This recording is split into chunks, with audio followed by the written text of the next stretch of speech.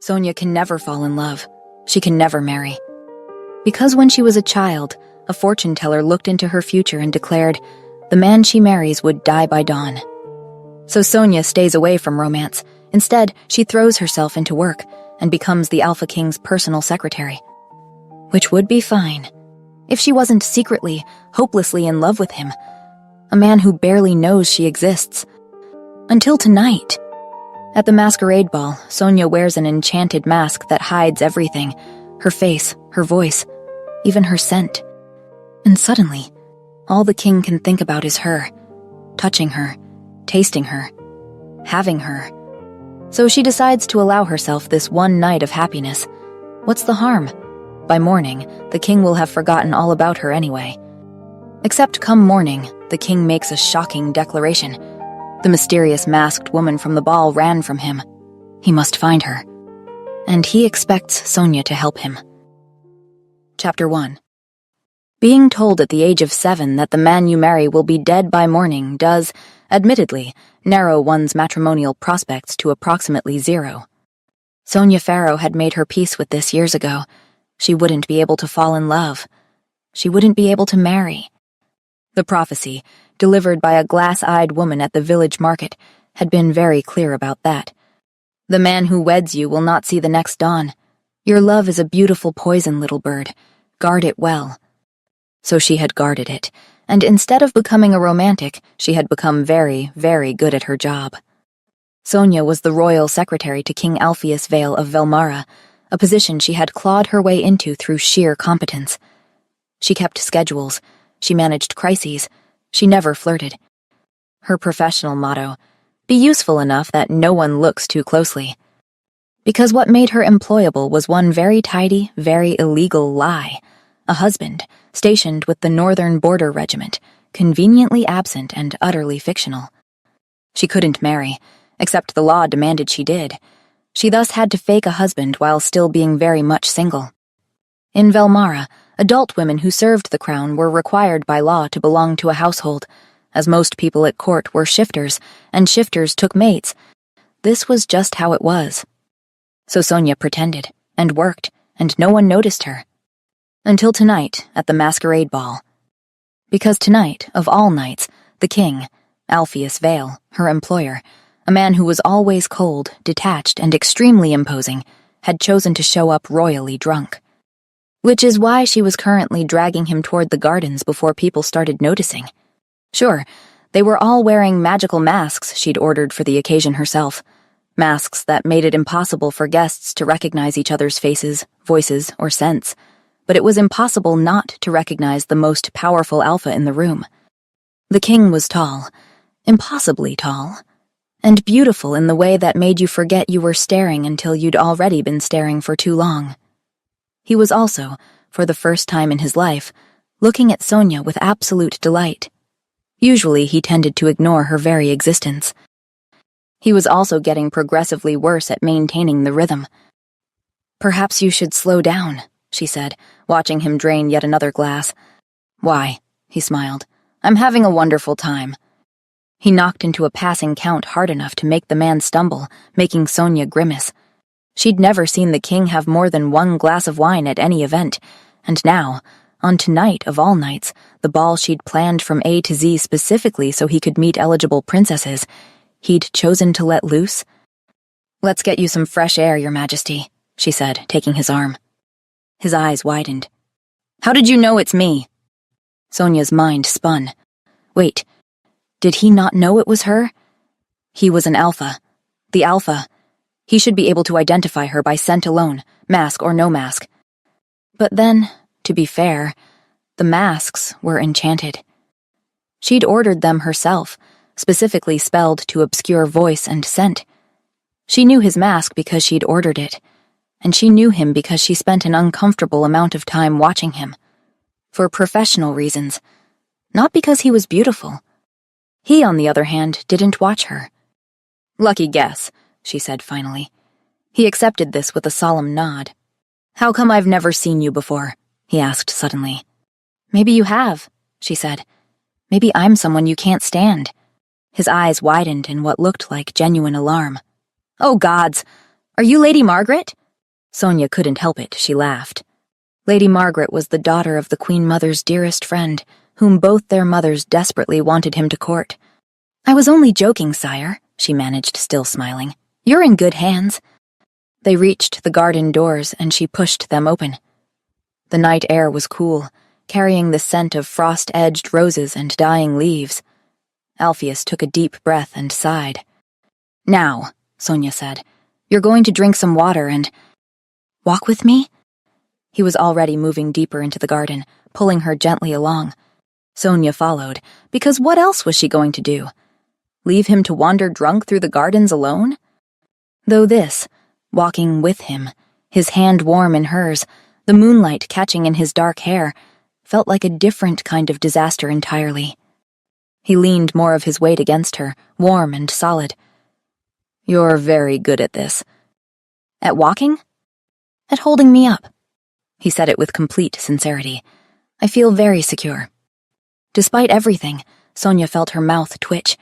King Alpheus Vale, terror of the council chambers and notorious grump, was being absolutely ridiculous, and it was somehow the most endearing thing she'd ever seen. His foot caught on absolutely nothing, and he lurched forward. They crashed backward together. Her back hit the garden wall with enough force to knock the breath from her lungs.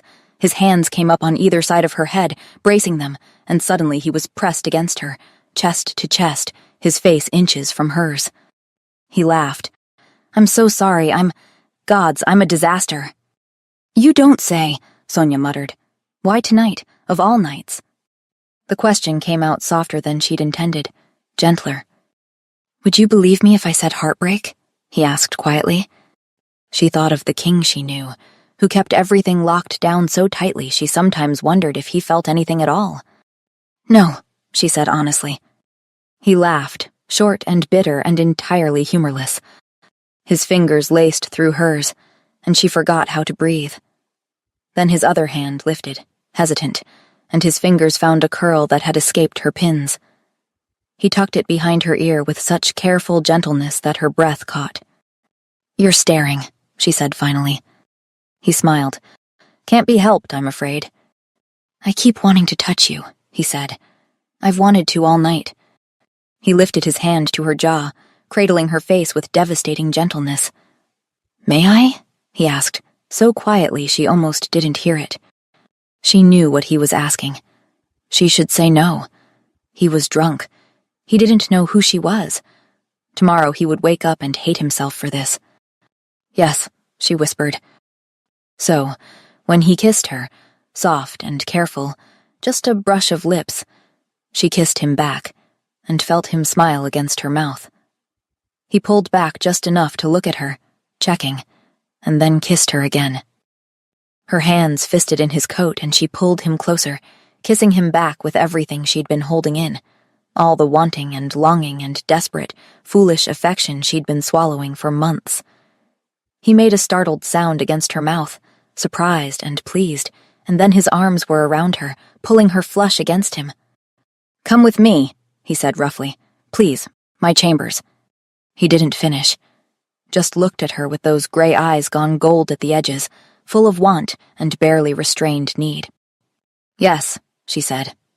One night, one perfect, terrible, stolen night with the man she loved.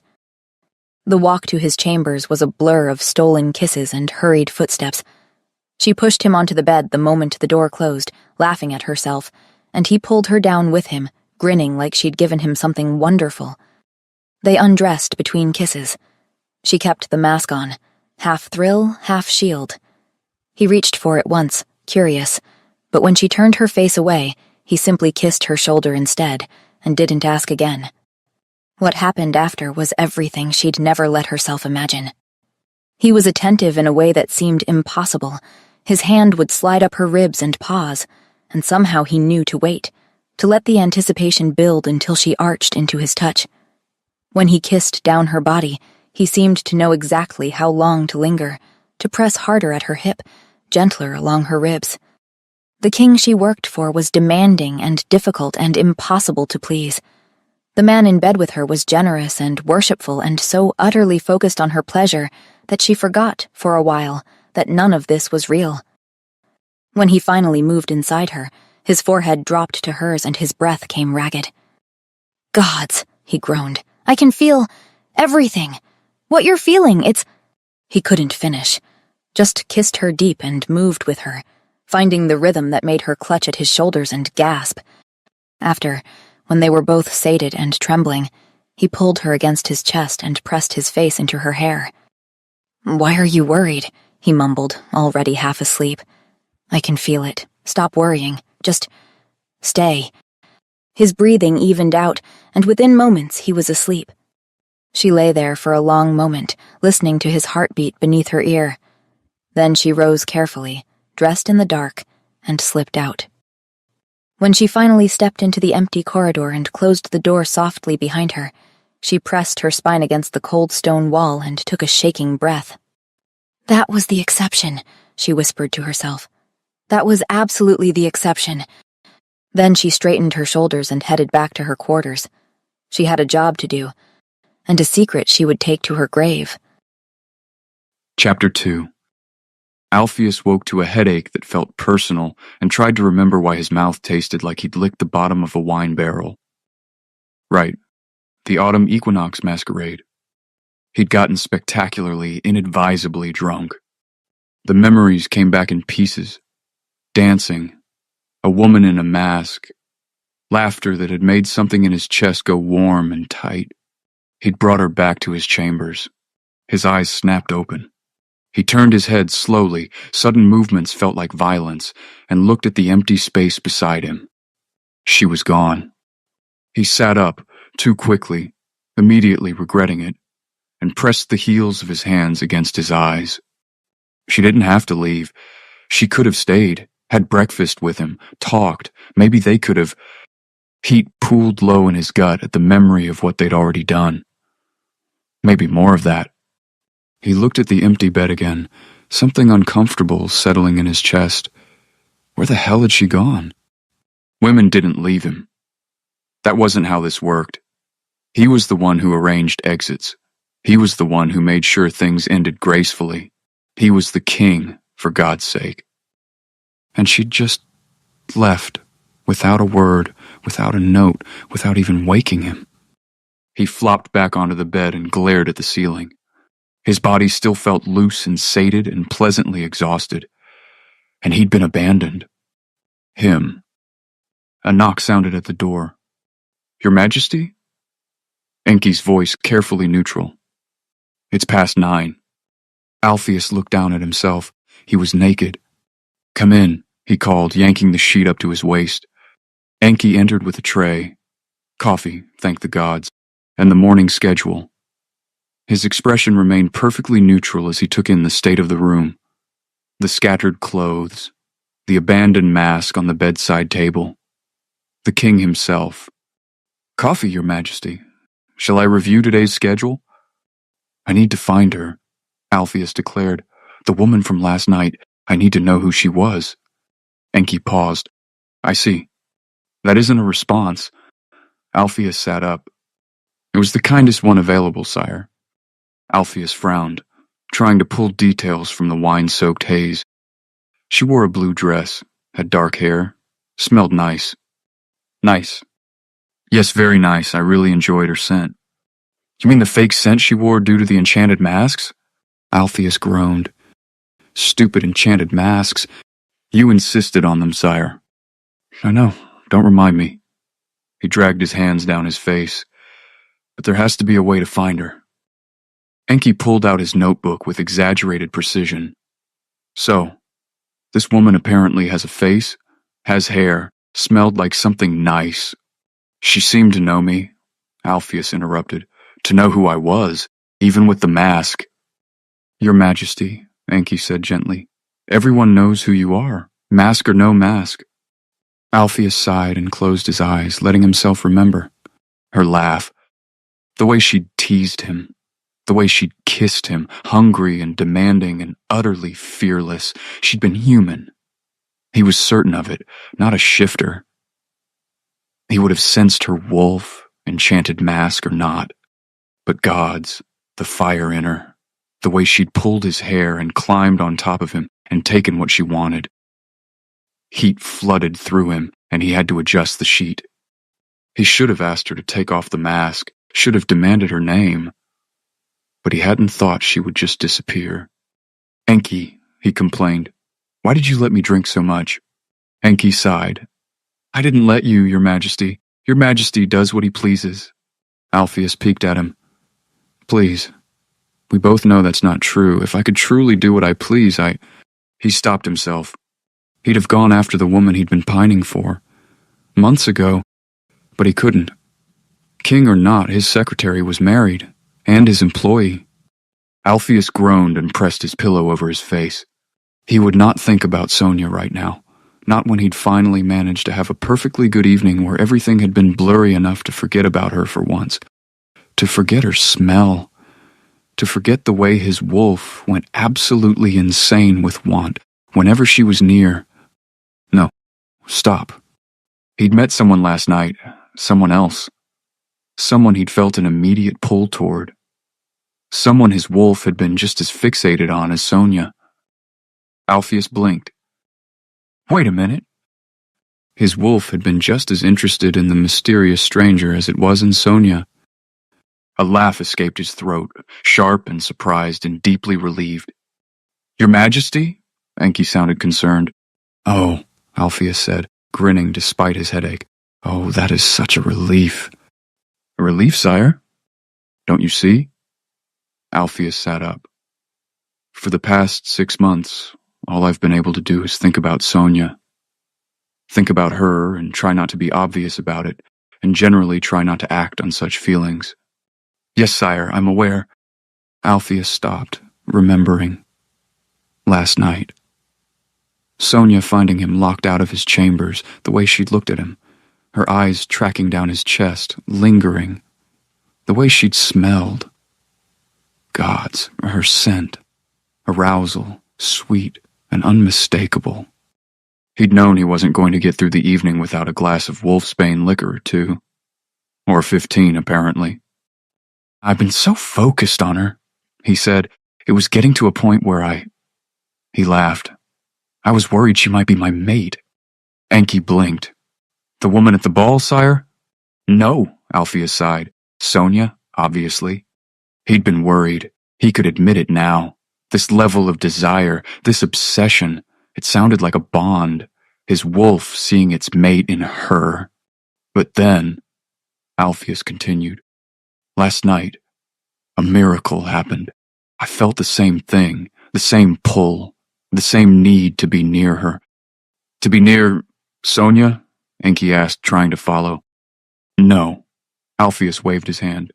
"The mysterious masked woman. Do keep up, Enki." "Doing my best, sire. The woman in the mask must be my mate." He closed his eyes. "She has to be. I've never felt this way about anyone. Except for Lady Sonia," Enki said pointedly, "who you yourself have said you feel the exact same thing for." "Not at all the same." Alpheus waved his hand. "Sonia is unavailable and would never kiss me or get in bed with me or do that thing with her mouth. We really don't have to go there, sire." Alpheus snorted but kept going. She had to be the one. He'd never felt so attracted to a woman before, never had such good sex, never. Been left by a woman before either, he thought with a pout. "Must find her," he declared. "My mate, the masked woman." "Right, we've established that." "But how?" "She wore an enchanted mask. Everyone wore masks. I need someone who knows everything, the guest list, who was there, who declined, who wore what." He paused. "I must ask Sonia for help." He was already getting up. "She organized the whole thing. She'll know." "Sire?" "What?" "Perhaps consider putting on some clothes first." Alpheus looked down at himself. Right. Still naked. Chapter 3. Sonia arrived at her desk at her usual hour, in her usual clothes, with her usual expression, and proceeded to pretend that absolutely nothing had happened. The fact that she'd spent half the night in the king's bed and the other half lying awake in her own, staring at the ceiling and trying not to think about the king's bed, was irrelevant. She needed to be professional. She had work to do. The trade agreement with the coastal provinces required another review. There was correspondence to sort through and approximately 7,000 other tasks that required her immediate attention. None of which involved thinking about the king's smile, or his dimple, or the way he'd looked at her in the moonlight like she was... Stop. She pressed her palms flat against her desk and took a slow breath. Just act normal. Be professional. Pretend last night had never happened. She pulled the Northern Census report toward her and picked up her pen with hands that were absolutely, completely steady. A shadow fell across her desk. She didn't look up. If she looked up, she might see his face, and if she saw his face, she might remember what that face had looked like when he'd kissed her. "Can I help you, Your Majesty?" "I'd say so."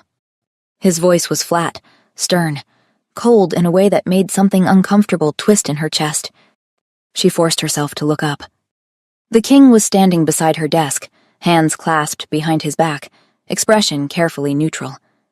He looked nothing like the man who'd stumbled into her against a garden wall and laughed at himself, delighted and clumsy and completely unguarded. Her heart did something painful. "The Northern Census or the trade agreement?" she managed, aiming for her usual brisk efficiency. "Neither." He paused. "I need your help." He cleared his throat. "With something important." She swallowed. "Whatever it is, I'll do my utmost to—" She stopped. Because Alpheus was glancing around her small office, and then, very deliberately, closing the door behind him. They were alone. Just her and him, in her small office with the door closed, and there was a mark on his neck, faint but visible, just below his collar.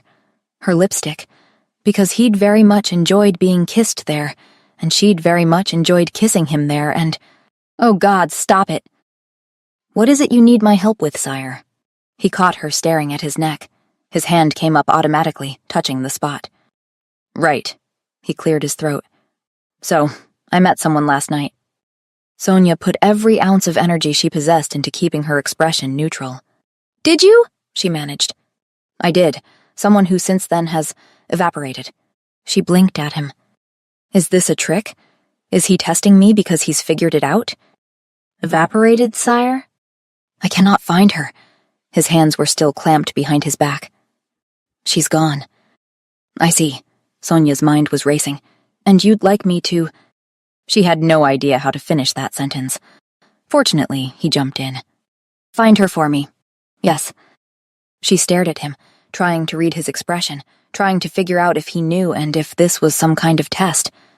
But he just looked cold, detached. And all she could think about was the sound he'd made when she'd pushed him back onto the bed. The way his hands had gripped her hips when she'd straddled him. Heat flooded her face. "You have access to the guest lists," Alpheus continued. "She wore a silver mask, delicate filigree work. Blue dress." He paused. "Find her. And when you do, report back to me." "Is there—" Sonia's voice came out smaller than she'd intended. "Anything else you can tell me about this person?" His face fell slightly. When he spoke again, his voice was prim, almost defensive. "Unfortunately not. I'd had quite a lot to drink. I don't remember much." Then he straightened, somehow managing to make "I was blackout drunk last night" sound imposing through sheer force of presence. Sonia's stomach dropped. "What is wrong with me?" she thought desperately. "Of course I shouldn't have slept with him while he was drunk. I'm a terrible person." "I'll begin searching immediately, Your Majesty," she managed. He nodded once, sharply, and left. The moment the door closed behind him, Sonia dropped her head to her desk with a soft thunk, and then did it again and again, until— "Good morning, Lady Sonia." She recognized Enki's voice but couldn't bring herself to lift her head. "The king wants me to find the woman he slept with last night," she said into her desk. "Oh, yes, I've heard about that." She finally looked up. "Do you think he's going to— behead her?" Enki blinked. "Behead her? Beg your pardon?" "For taking advantage of him while he was drunk." "Oh," his expression cleared. "No, nothing of the sort. Quite the opposite, in fact." Sonia frowned. "The opposite?" "His Majesty was quite content with his nightly encounter," Enki said delicately. to the point where he is now convinced the young lady he's looking for is his mate. His mate? Sonia repeated slowly. Quite. His true mate. She gaped at him. Enki, apparently mistaking her shock for confusion, continued gently. For shifters like His Majesty, mates are— Yes, I know what a mate is to a shifter, thank you, Sonia snapped. She knew. Of course she knew. A mate was the one person a shifter was meant to be with. Destiny or fate or biology, the scholars couldn't quite agree on which, but the bottom line was clear. A mate was the person a shifter would seek to claim, and Alpheus thought she was his mate. For one wild, glorious moment, something like delight bloomed in her chest. Then reality crashed back down. He didn't think she was his mate. He thought his drunken conquest was. And she couldn't be his mate, because she couldn't marry him. Marrying him would kill him. And furthermore, she'd been lying about being married for years. A grave offense in a kingdom where everyone was expected to marry young. Shifters had mates. They grew unsettled by celibacy, confused by it. Sure, Sonia was human, so it was less of a problem. She didn't have a wolf. But still, the law was the law. Unmarried women working for the crown were considered suspicious. If anyone found out she'd been lying— Miss Sonia? Enki's voice was gentle. I'd be happy to assist you in finding the young lady. Finding her, Sonia repeated numbly. Yes, I know how insistent His Majesty can be when he desires something. Enki offered her a kind smile. But fear not. If anyone can find his mate for him and make him happy, it's you. Sonia stared at him. He was both right and wrong, and she was in so much trouble. Right, she said faintly. Yes, of course. I'll start looking immediately. Enki nodded, satisfied. Chapter 4. Sonia stared at the list of names in front of her. Candidates for His Majesty's mysterious masked mate. She'd written 37 names so far. 37 eligible, unmarried women who'd attended the autumn equinox masquerade. 37 women who were decidedly, categorically, absolutely not the person the king was looking for. Because the person the king was looking for was currently sitting at her desk, holding a pen, and trying very hard not to have a complete breakdown. This is fine, she muttered to herself. The plan was simple. Look for the mysterious woman. Don't find her. Hope the king eventually gives up and moves on. A knock sounded at her door. Come in, she called.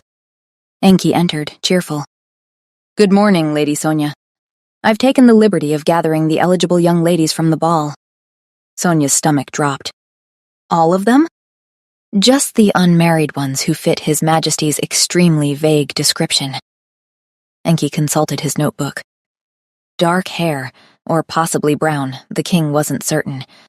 Blue dress, or perhaps blue adjacent, which describes approximately half the women at the ball, Sonia finished weakly. I was going to say 43%, but half works too. Enki offered her a sympathetic smile. They're waiting in the corridor.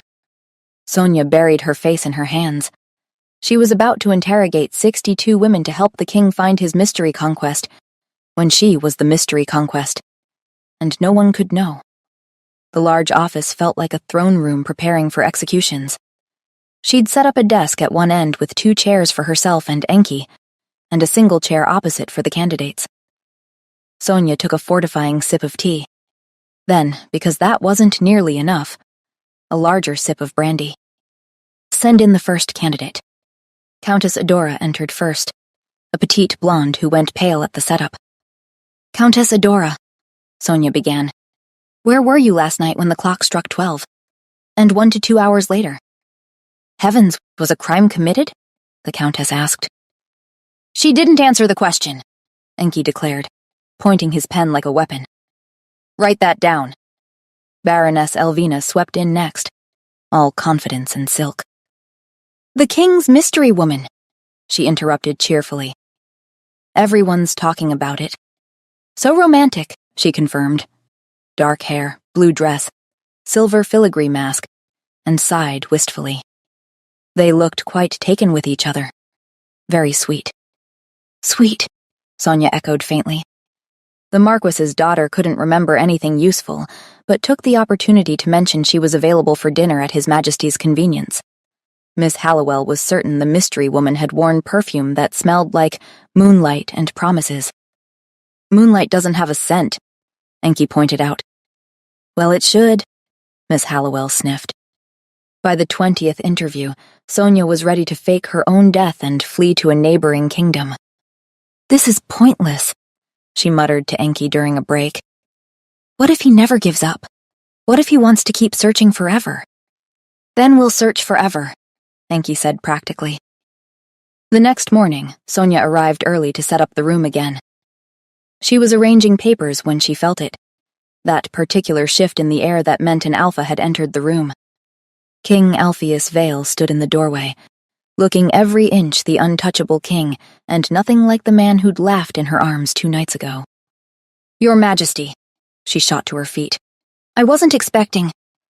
I hear the investigation isn't going well, he said, his tone flat. I thought I'd help. Of course he did. How thoughtful, she managed. Really? Alpheus said, finally looking at her properly. Because you don't seem very excited about my help. Up close she could see shadows under his eyes. He hadn't slept well. I'd just hoped not to burden your Majesty with this, Sonia said carefully. This is my mate we're talking about, Alpheus said. Surely if anyone can help sense her, it's me. Shouldn't you have sensed her by now? She muttered, unable to stop herself.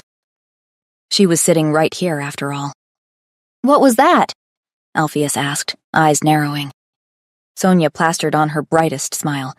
I'm sure you'll sense her in no time. The king turned away, jaw tightening, and proceeded to ignore her. The dismissal stung more than it should have. Your Majesty, before we begin, I think...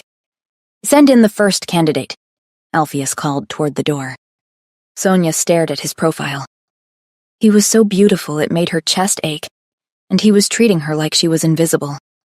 Lady Ironwood walked in, dark-haired and wide-eyed and clearly nervous. Alpheus smiled warmly at her, and she went pink immediately. Good day, Lady Ironwood. Did you and I happen to share a dance at the masquerade? Maybe more? More, Your Majesty, she stammered. Your Majesty, Sonia said, leaning slightly toward him. I don't think it's wise to ask them point blank if... A kiss, perhaps? Alpheus continued, smiling, completely ignoring her. Lady Ironwood dissolved into giggles. Something inside Sonia snapped. That will be all, thank you, she said, standing abruptly and ushering the girl toward the door. The moment it closed, Alpheus turned to her with a frown. You didn't have to be so cold. Excuse me? Sonia replied. It wouldn't hurt to smile. The poor girl was terrified. What did she ever do to you? Sonia gaped at him. The girl wasn't terrified of me. She was flustered because of you, as every lady here will be if you imply something happened between you and them, because you're the king. She gestured at his face. And they have eyes. Which is what I would have told you if you'd bothered listening to me. Alpheus's jaw dropped slightly. And how do you tell me I'm being cold? Sonia went on. You're the coldest person I've ever met. Ever since we met, all you do is ignore me and act like being in the same room as me is some insurmountable feat you will not be subjected to. The king paled. I'm sure that's not true. And suddenly it was unbearable, because it was like he was admitting to it. Sonia remembered, vividly, painfully, how different he'd been that night. How he'd asked, "May I?" before kissing her. How he'd smiled at her like she was something worth looking at. I apologize, the king said quietly. I didn't mean to make you feel that way. No, I'm sorry. That was inappropriate of me. Sonia shook her head, embarrassed by her own outburst. Sonia, the king stepped toward her. I didn't realize I'd made you feel like You're just infinitely warmer to everyone else, she said. I don't understand what She sighed, and the next words slipped out before she could stop them. You seemed to like me just fine at the ball. The moment they left her mouth, she regretted them. "The ball?" the king asked, his voice careful. "Did we talk?" "Very briefly," Sonia said, too quickly. "You were just in a better mood than usual." The king searched her eyes, a light blush creeping up his neck. "I don't remember seeing you there. I think I would have. Remembered, I mean." "Why?" Sonia asked, even though she shouldn't. "I'm not anybody special." The king met her eyes. There was a moment where it looked like he was going to argue. "The Duchess Mariana," someone announced from the doorway.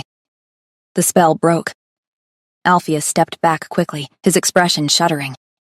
A tall blonde woman swept into the room, all confidence and polished beauty.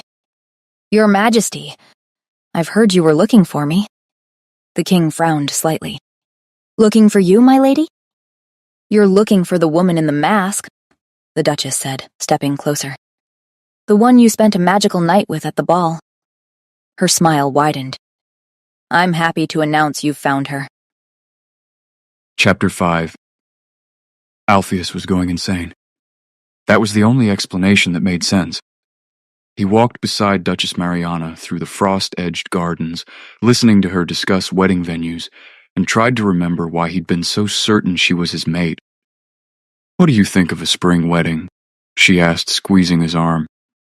The gardens would be lovely then. He nodded, even though he hadn't officially proposed.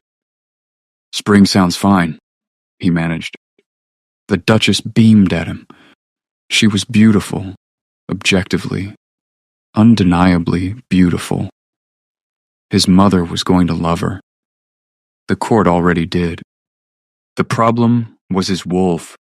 Not a single stir of interest, no pull, no instinct screaming mine the way it had at the ball. He'd been spending time with her, trying to recapture whatever he'd felt. At first he'd been hesitant. He could have sworn the woman at the ball had been a brunette. But she'd had answers for everything. "I wore a wig, darling, for the mystery of it all. Why did I leave? Because I wasn't sure you wanted this as much as I did."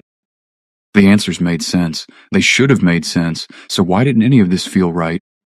"Dinner tonight?" the Duchess asked, looking up at him with a coy smile. He forced himself to focus on her face. "Yes, absolutely," he said, lifting her hand to kiss the back of it. The gesture felt hollow. By the time he escaped to his office, Alpheus was ready to put his fist through something. Maybe there had been no connection. Maybe he'd just been drunk and stupid, and his wolf had been reacting to the wine, not to a mate bond. The thought was devastating. He'd been so certain, so relieved. Finally, a solution to the impossible situation with Sonia. A mate he could actually claim. Except now the woman he was supposed to want felt like a stranger, and this morning, sitting beside Sonia in that office, he'd felt more alive than he had in months. He pushed away from the door and paced to the window, restless. He could still see her in his mind. The way she'd stood up to him, finger pointed at his face. She was right. He had been cold to her, deliberately for months, because the alternative was grabbing her by the waist and pulling her against him and kissing her until she forgot she had a husband. Wanting her was driving him slowly insane. And this morning, when she'd looked at him with those dark eyes full of hurt and asked what she'd done to displease him, nothing he'd wanted to say. "You've done nothing except be perfect, and I can't stop thinking about you." He scrubbed his hands over his face. He couldn't let himself think about Sonia like that. The Duchess was his mate, or supposed to be. He needed to pull himself together and figure out if there was any chance of recapturing whatever had been there at the ball. His eyes landed on the bottle of Wolfsbane liquor sitting on his desk. He stared at it for a long moment. If it had been the alcohol that made him feel the pull at the ball, then maybe the alcohol would help him feel it again. He downed a glass in one swallow and poured another. By his fifth, he was fairly certain this was either a brilliant idea or the worst decision he'd ever made, and he couldn't quite remember which. He was reaching for his sixth when his office door opened. Your Majesty, I'm sorry for troubling you without an appointment, but Sonia's voice cut off abruptly. Gods, she was beautiful. Had she always been that beautiful? Of course she had. What are you doing? She asked slowly. Alpheus paused, glass halfway to his mouth. It was only mid-afternoon. The sun was still high in the windows. I'm doing my utmost best to get drunk by dinner time, he explained seriously. Sonia blinked at him. I want to see if my relationship has potential, he added, pouting slightly. Sonia stalked across the room. You don't need to be drunk for that, she snapped, grabbing his glass. In fact, it's probably best if you aren't. Alpheus stared at her. Her fingers had brushed his when she'd taken the glass, and the brief contact had sent heat racing up his arm. You think so? He asked. Obviously, Your Majesty. She set the glass down firmly. Why would you even think something like that? There was a flush creeping up her neck. Gods, he wanted to put his mouth there. Because it doesn't feel right. He sighed, the alcohol loosening his tongue. The Duchess says she's the woman from the ball, but it doesn't feel like she's my mate. I was so certain at the ball. Now I feel nothing. He looked up at Sonia, genuinely lost.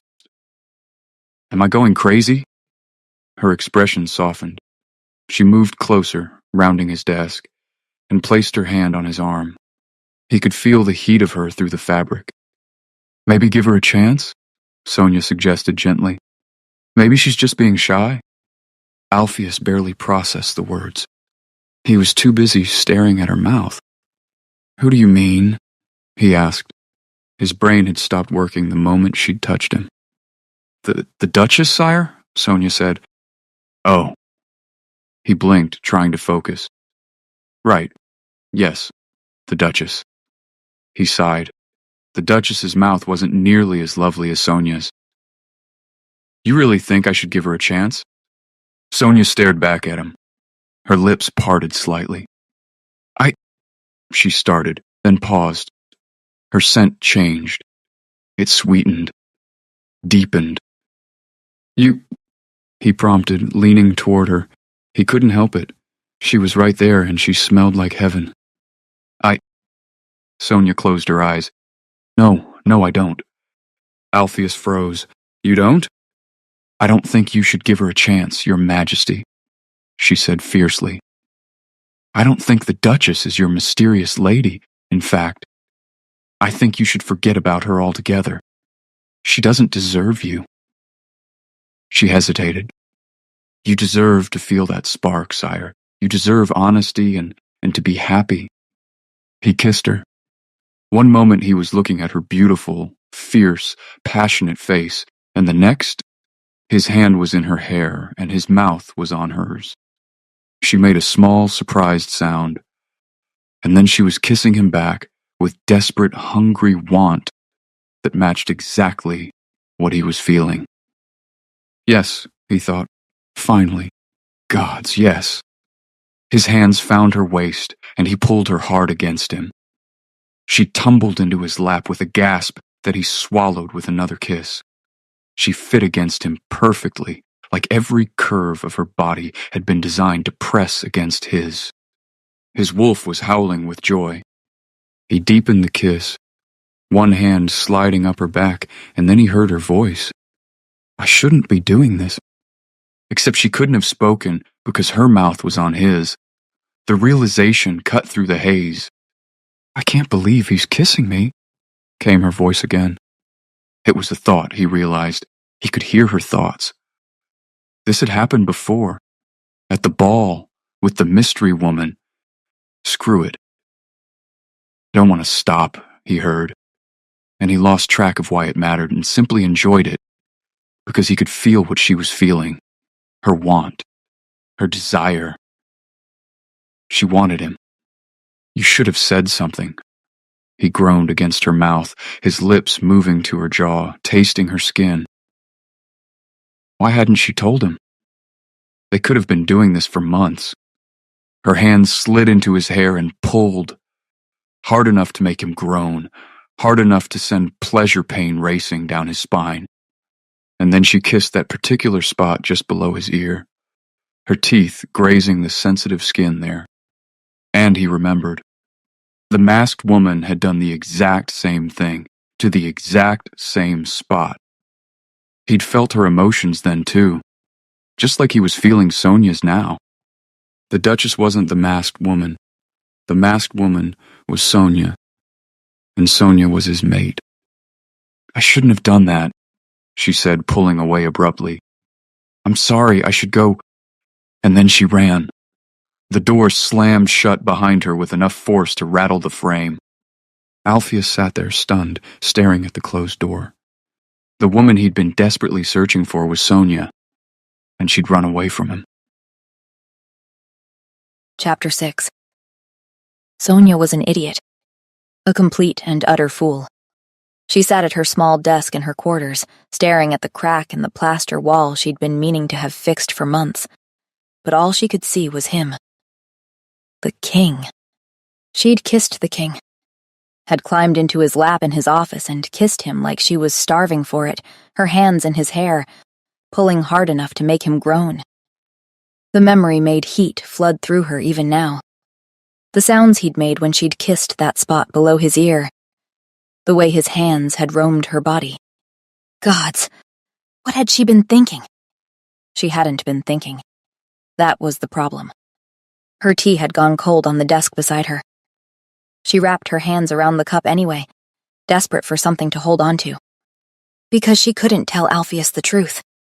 At worst, she'd be punished for lying about being married, imprisoned in the cells beneath the palace, or exiled to the outer territories.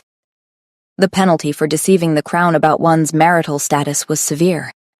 But at best, and here her traitorous heart gave a stupid, hopeful leap, he would insist on marrying her anyway. She could picture it so clearly it hurt to breathe. He would tell her he didn't care about her fake husband or some obscure prophecy. Would kiss her the way he had and stand beside her in the throne room and announce she would be their queen. And then he would die. The warmth vanished so completely she actually gasped. She could see it now. Alpheus cold and motionless on their marriage bed, his skin pale as marble in the dawn light, those beautiful dark eyes closed forever. His hand in hers, growing colder by the minute, like her little brother's had. Her stomach lurched. The man who weds you will not see the next dawn, the fortune teller had said. She could still feel the old woman's hand gripping hers, cold and papery and impossibly strong. Sonia set the cracked teacup down with trembling fingers. She couldn't let that happen to Alpheus. Couldn't let him die because she'd fallen in love with him like an idiot. She took a shaky breath and forced herself to think rationally. Hopefully this was all a fluke. He only liked her when he was very drunk, overcome by wine and proximity and whatever strange magic let him sense emotions. He hadn't seemed that drunk last night, but he definitely hadn't been entirely sober either. Yes, that had to be it. Just attraction, amplified by alcohol and the stress of the Duchess situation. This was manageable. Today, she would avoid him. Keep things professional and distant and safe. She gathered her papers and made her way through the palace corridors, repeating the plan with every step. Professional. Distant. For his own good. To keep him alive. She reached her office door and paused. Alpheus was there. He stood the moment she entered, rising from the chair beside her desk so quickly it scraped loudly against the floor. He looked hopeful and flustered. Two things she'd never seen on him before. Not in all her months of working for him. It did terrible, wonderful, devastating things to her poor heart. Sonia, he said gently. She clutched her papers against her chest like armor. May I help you, Your Majesty? His face fell, the hope extinguishing all at once. Professional hurt him, apparently.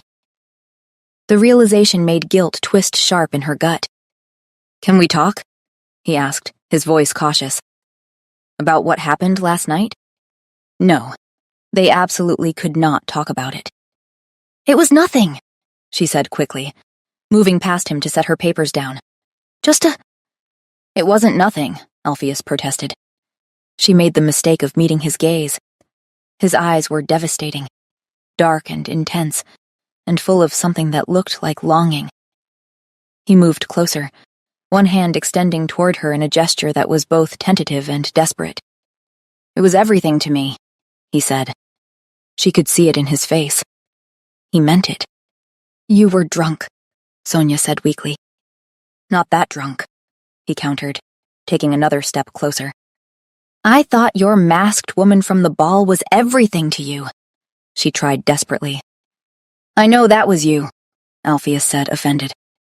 Sonia felt the blood drain from her face. No, that's not. I can feel your emotions and thoughts when we touch. When we kiss, Alpheus interrupted. I felt the same thing at the ball. The same connection. It was you. He paused. You're my mate, Sonia. Only you. That's how I knew. Panic flooded through her, sharp and cold and overwhelming, like being plunged into ice water. His fingers closed around hers, warm and sure and achingly gentle. Are you really so afraid of me? He asked softly, releasing one of her hands to cup her cheek. You can really feel what I feel? She whispered, searching his face. Yes, Alpheus said simply. And you'd feel me too if I were to claim you properly. The bond works both ways. It's just incomplete right now. Dormant. But it's there, Sonia.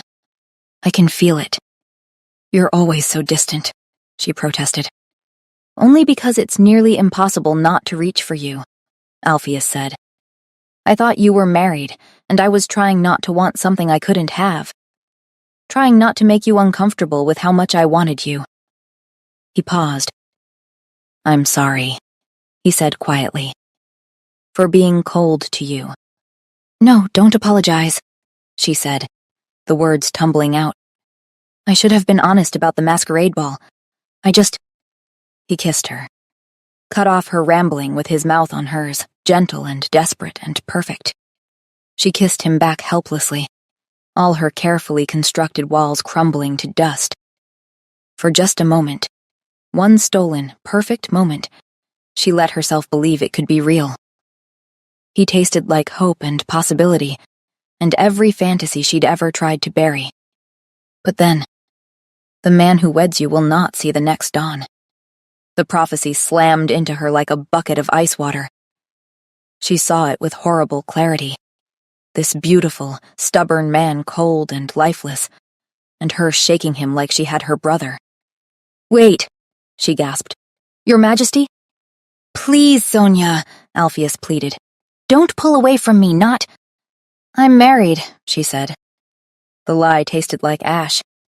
Alpheus went very still. His jaw worked like he was physically forcing himself not to speak.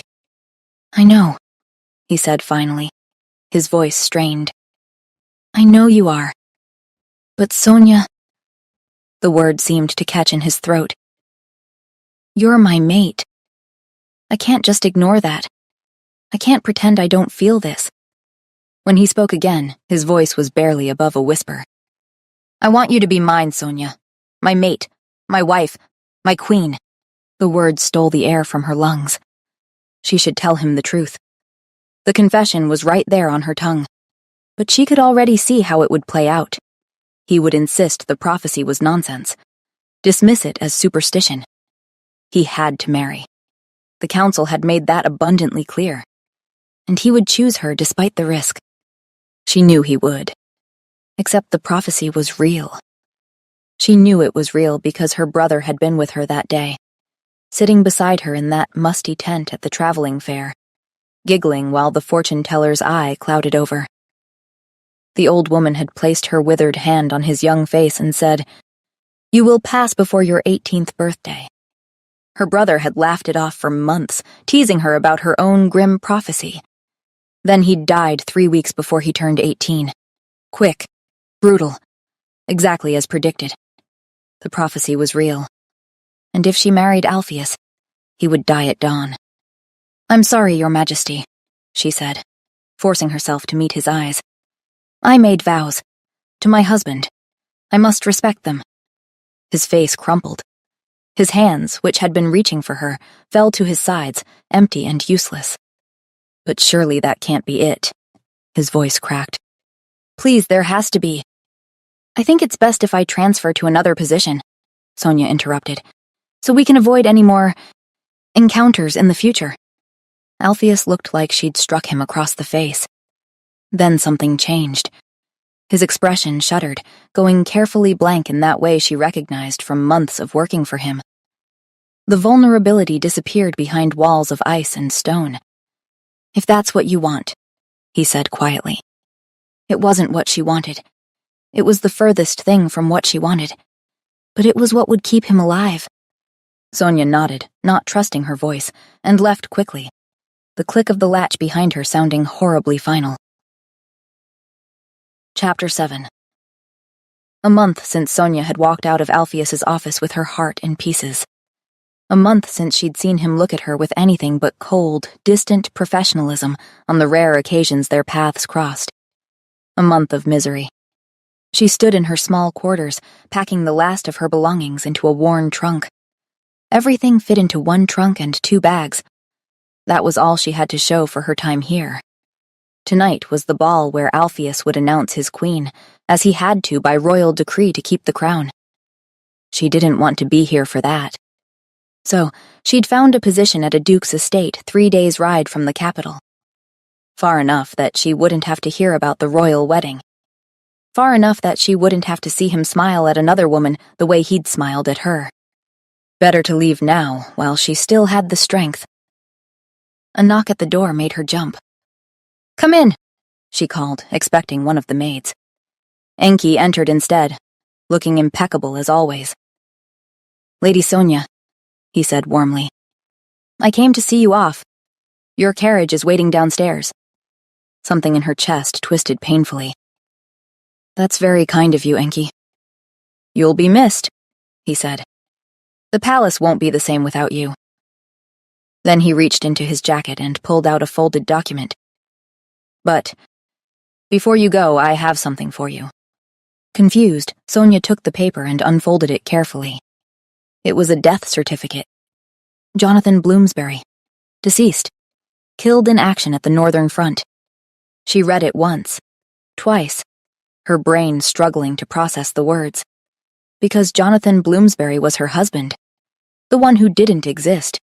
And according to this official death certificate, blessed with the royal seal, he'd died this very morning.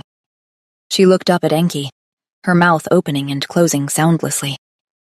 "I'm very sorry for your loss," he said with a small smile. "I don't understand," Sonia managed. "Well," Enki said, settling into the chair. "I looked into your husband, you see. The one you claimed to be married to. You can imagine my surprise when no one could find a single trace of a Jonathan Bloomsbury at the front whatsoever. Not only that, but I looked for your marriage certificate. Of course, there were no traces of that either." Silence fell as Sonia's mind raced. She was caught. After all this time, all her careful lies, she'd been found out. And now, what? Prison? "I can explain," she said desperately. Enki smiled. Not warmly exactly, but not coldly either. "No need, Lady Sonia. I have something else for you." He handed her another document. With trembling hands, Sonia unfolded it. An official wedding certificate, dated yesterday, between Sonia Farrow and Jonathan Bloomsbury, witnessed and sealed with the royal stamp. She stared at it, her brain refusing to make sense of what she was seeing. "Lucky that we could have things formalized yesterday before he passed, isn't it?" Enki said lightly. "Otherwise, people might have asked questions down the line about your supposed marriage." "I don't understand." Sonia blinked, completely lost. "Miss Sonia," Enki said gently, leaning forward slightly. "You wouldn't be the first lady in the kingdom to wish to avoid a forced marriage. The rules are mainly made for shifters. We aren't meant to be unmated for too long. Biological imperatives and all that. But humans don't have the same drives. You should have more options. He shrugged elegantly. You didn't want to be forced into marriage, so you invented a husband. Frowned upon, certainly, but hardly deserving of some grand trial.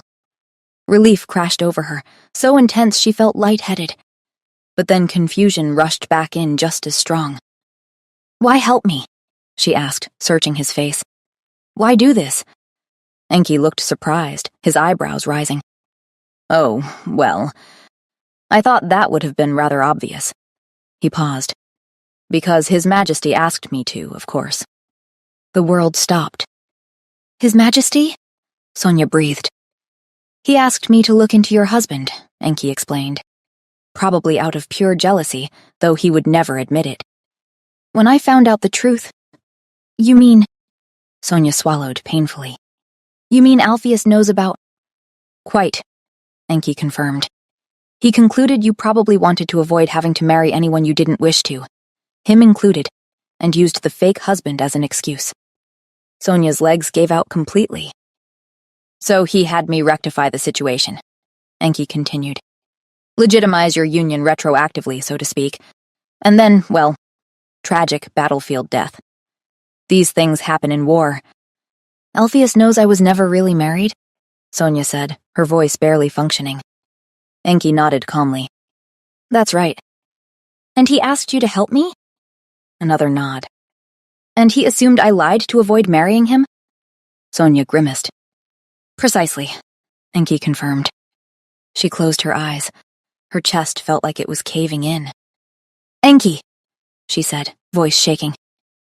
"I need you to confirm this one last time. The king thinks I made the whole marriage up because I didn't want to marry him?" The full horror of it crashed over her as Enki nodded. He thought she'd rejected him. Thought she'd been so desperate to avoid marrying him that she'd invented an entire husband. And still,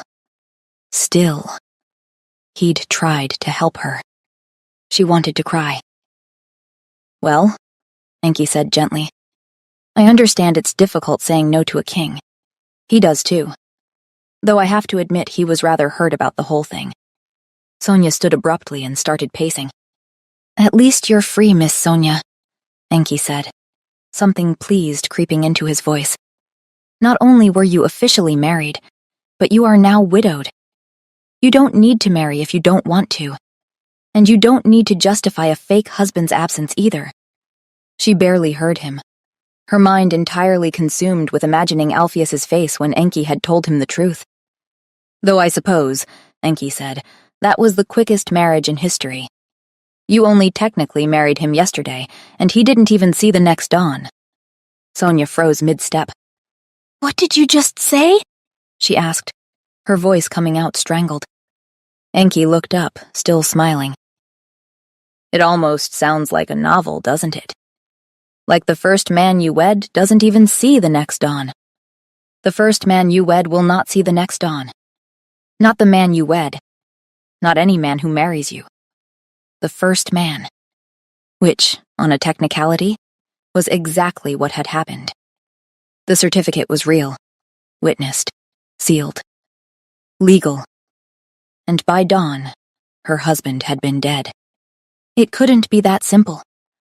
Her brother's prophecy had taken his life. He'd actually died, horribly and exactly as predicted. There was no way hers ended on a technicality. Could there? "Anyway, Miss Sonia," Enki said, standing. "Your carriage awaits." He paused at the door, looking back at her, standing frozen in the middle of the room, gaping. "Unless, of course, you'd like to say goodbye to His Majesty before you leave?" "Yes," Sonia said. "Yes, where is he?" Enki examined his nails with studied casualness. "Well, he's probably at his engagement ball by now." "His engagement ball?" she repeated, feeling slow. Because she knew that, of course she knew that. But now that there might be a chance, however slight, that perhaps they could be together. "The ball, yes," Enki said, announcing his future queen, the woman he's going to marry. "Where are you going?" But Sonia was already rushing past him. yanking open the door and running down the corridor. For the first time in her life, she felt real, genuine hope. She couldn't lose him. Not now. Not when she'd just realized she might actually be able to have him. She ran through the palace corridors, her traveling dress hampering her steps, and finally burst through the doors to the grand ballroom. Music and laughter and the warm glow of 1,000 candles hit her all at once. The room was packed with nobles in their finest. She ignored them all, her eyes frantically scanning the crowd. There, on the raised dais at the far end of the ballroom, glass of champagne in hand. Alpheus, devastatingly handsome in formal attire. Her king. And this is why, he was saying, his deep voice carrying across the ballroom. I'd like to thank you all for coming tonight to celebrate my engagement. Sonia's heart plummeted. She pushed through the crowd, not caring who she elbowed aside. So without further ado, Alpheus continued, I'd like to announce that I— No! Sonia screamed. The music stopped abruptly. Alpheus paused, his mouth still open on the unfinished sentence. Everyone turned to stare at her. Sonia stood in the middle of the ballroom in her traveling clothes, her hair a mess, breathing hard. She stammered. Alpheus's eyes found hers across the crowd. He frowned slightly, confusion and hurt warring in his expression. Don't marry her, Sonia said, her voice breaking. Whoever you're going to marry, don't— Who is this? An old lady whispered loudly. Shh, her companion hissed. What are you doing here, Sonia? Alpheus asked cautiously.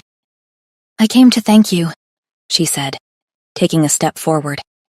The crowd parted around her like water. For what you did for me, and to tell you that She hesitated. This was it. No going back. To tell you that I love you.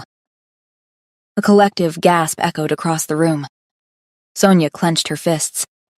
I was hoping you might reconsider your engagement, she continued. For a bit? Maybe. Maybe? Alpheus repeated, unreadable as ever.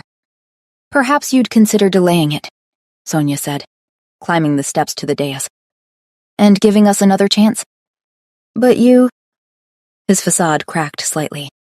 You said— I lied, Sonia said simply. Gasps rippled through the crowd. She lied! Someone exclaimed. Wait, what did she lie about? I know you know I lied, Sonia said quickly. But you should know. I didn't lie because I didn't want you. I lied to protect you. There was this prophecy I'd been told when I was young. I didn't want to believe it. But my brother's prophecy came true and he died, and I was so afraid that if I married you, you'd die too. She's not explaining this very clearly, someone in the crowd muttered. I'm very confused. She thought she couldn't be with the king because a prophecy said he'd die, another person explained impatiently. Do keep up. You could have just told me that, Alpheus said, his voice rough with emotion. Instead of making me believe that you didn't want— Yes, I know, Sonia said, reaching for his hand. But just like you felt you had to be cold towards me or you wouldn't be able to resist what's between us, I thought, if I told you the truth, and you didn't believe me, I wouldn't be able to resist either. And I didn't want to risk your life. Alpheus's expression softened. Are you saying you feel the same way I do? Sonia took his hand and squeezed it, staring into his eyes. Those beautiful dark eyes that had haunted her dreams for a month. Don't get married, she whispered. Something like amusement flickered across his face. Oh, I plan to get married, he said. Sonia's face fell. To you, Sonia, Alpheus said. I'll marry you. He smiled. Really smiled. That rare, brilliant smile that transformed his entire face. And then he kissed her, his hands framing her face, in front of everyone. The entire court, the nobles, the council members, everyone who mattered. The ballroom erupted in applause. Epilogue. Fear doesn't always disappear overnight. The morning after their wedding, Sonia woke with her heart in her throat. Sunlight streamed through the windows of the royal chambers, and Alpheus, who she'd married the day before, lay beside her, perfectly still, his face peaceful. And she thought, too still. Panic clawed at her chest. She reached for him with trembling fingers, pressing her hand to his chest. His heart beat steadily beneath her palm. Relief crashed over her so intensely she started crying. Sonia? Alpheus's eyes opened, concern flooding through their bond. What's wrong? You're alive, she gasped, half laughing, half sobbing. I woke up and you were so still and I thought.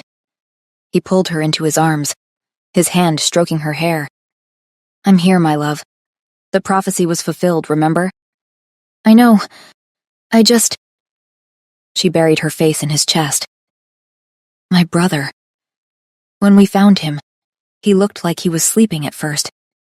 And then, I'm not your brother, Alpheus said gently, tipping her face up to meet his eyes. We had 3 different seers confirm it. The prophecy was real, but it's done. Jonathan Bloomsbury didn't see the dawn after your wedding. You're safe. I'm safe. She could feel him through the bond, alive and whole and utterly certain. I'm sorry, she whispered. I know it's irrational. It's not irrational. You watched your brother die from a prophecy. Of course you're scared. He kissed her forehead. But I'm still here, still breathing, still completely obsessed with my wife. She laughed wetly. Your wife, she said, tasting the novelty of the word. My wife. My mate. My queen. He punctuated each word with a kiss. And I'm not going anywhere. Through their bond, she felt his love wash over her, steady and certain and real. I love you, he said. I know, she smiled. I can feel it. I can't believe I ever thought you were cold. I was cold, had to be. You were driving me insane. He rolled on top of her, kissing her thoroughly. Now that you're mine, no more restraint, no more distance. She felt everything he felt. Love, contentment, bone-deep satisfaction. To think they'd almost lost each other because of her fear. Well, that and... I still can't believe Duchess Mariana tried to pretend she was me, Sonia sighed. Alpheus groaned. The woman wore a wig. She was determined to be queen. She was very much not my mate, he said firmly. That position was already taken. Sonia smiled. No more hiding. No more fear. No more prophecies. Just Alpheus, alive and warm and hers. Forever. I hope you enjoyed this one. The fact that Alpheus wasn't cold because he didn't care. He was cold because he cared too much and was trying to hold himself together. Did you suspect that was the reason, or did it catch you off guard? I'd love to know what you think. If you'd like to continue, bonus chapters, alternate POVs, and exclusive stories are waiting for you on Patreon. The link is below. I'll see you there.